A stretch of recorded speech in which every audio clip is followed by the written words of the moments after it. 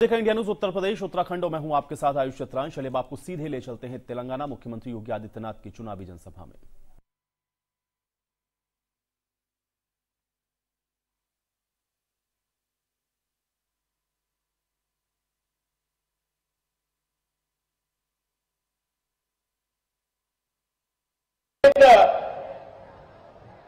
कलवा kurti assembly constituency से जुड़े हुए मेरे सभी उपस्थित भाइयों और बहनों,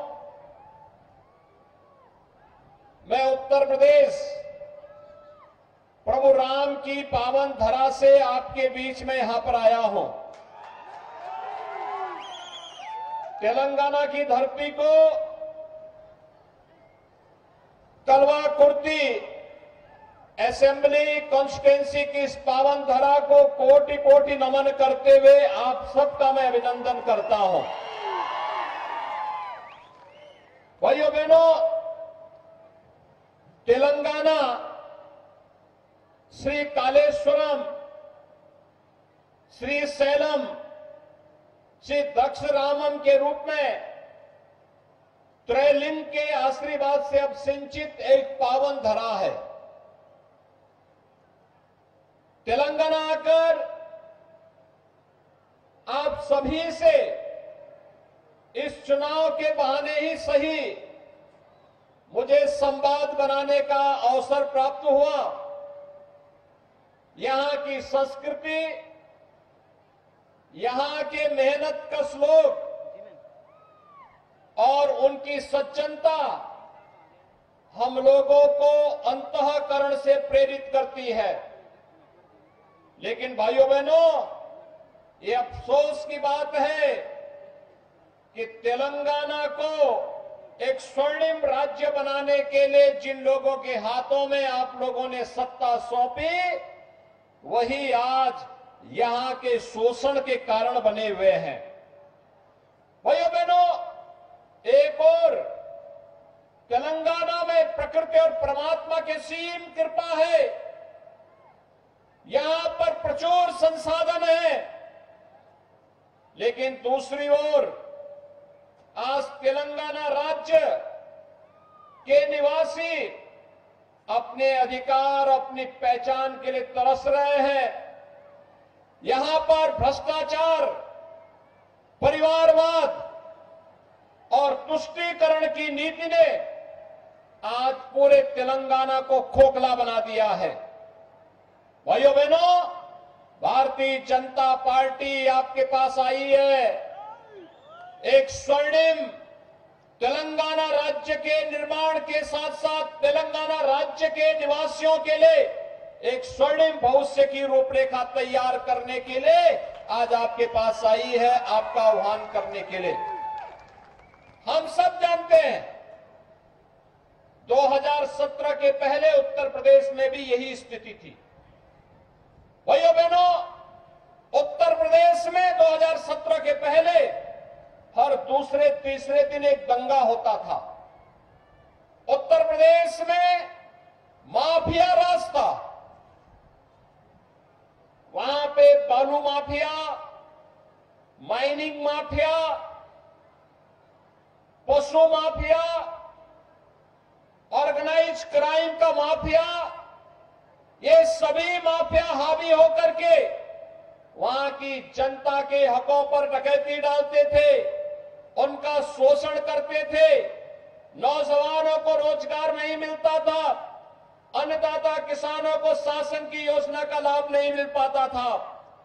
लेकिन 2017 के बाद उत्तर प्रदेश में लगभग 6.5 वर्ष हो गए, एक भी दंगा नहीं हुआ। आज उत्तर प्रदेश में दंगा नहीं, कर्फ्यू नहीं। उत्तर प्रदेश सुख और शांति से रह रहा है। 6 वर्ष में 6 लाख नौजवानों को हमने सरकारी नौकरी दी। 1,61,00,000 नौजवानों के लिए उत्तर प्रदेश में रोजगार की व्यवस्था की। 55 लाख गरीबों को प्रधानमंत्री आवास योजना का लाभ दिया। तो भाइयों बहनों, 1,61,00,000 नौजवानों को रोजगार उपलब्ध करवाने के साथ ही प्रदेश में 3 करोड़ गरीबों के लिए शौचालय की व्यवस्था, 1,75,00,000 गरीबों के लिए हम लोगों ने उत्तर प्रदेश में इस दौरान उज्ज्वला योजना के कनेक्शन फ्री में उपलब्ध करवाने के कार्य भी किए। आज उत्तर प्रदेश में जाति, मौत, मजहब के आधार पर कोई भेदभाव नहीं। प्रधानमंत्री मोदी जी ने तो पहले दिन कहा है कि देश के संसाधनों पर अधिकार देश के गरीब का है, किसान का है, नौजवान का है, और इसके लिए उन्होंने नारा दिया सबका साथ, सबका विकास। ये नया भारत है, और नए भारत में भाइयों बहनों, ये नया भारत है। नए भारत में देश का सम्मान भी है तो देश की सुरक्षा भी है। आपने देखा होगा आज 26 नवंबर है। 26 नवंबर को बाबा साहब भीमराव अंबेडकर ने भारत का संविधान बना करके तैयार किया था।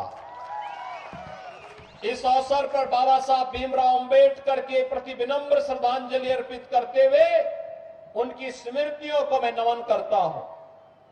भाइयों बहनों, लेकिन कांग्रेस की सरकार के समय आज ही के दिन मुंबई में आतंकी हमला भी हुआ था। सैकड़ों लोग हताहत हुए थे, आतंकी घुसपैठ कर दिए थे। उन्होंने अनेक स्थानों पर निर्दोष लोगों को मारा था। लेकिन ये नया भारत है। नए भारत में सुरक्षा की पुख्ता व्यवस्था है। कोई आतंकी घुसपैठ नहीं हो सकती है। कोई आतंकवादी घुसपैठ करता है तो उसको भी उसके आका को मालूम है क्या होगा, क्योंकि ये नया भारत है, छेड़ता नहीं है।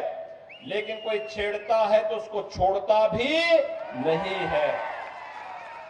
भाइयों बहनों, आज आपने देखा होगा देश के अंदर इंफ्रास्ट्रक्चर के बड़े बड़े कार्य हो रहे हैं, हाईवे बन रहे हैं। आपके डिस्ट्रिक्ट में भी, इस असेंबली में भी हाईवे निर्माण के लिए भारत सरकार ने, मोदी जी ने पैसा दिया है।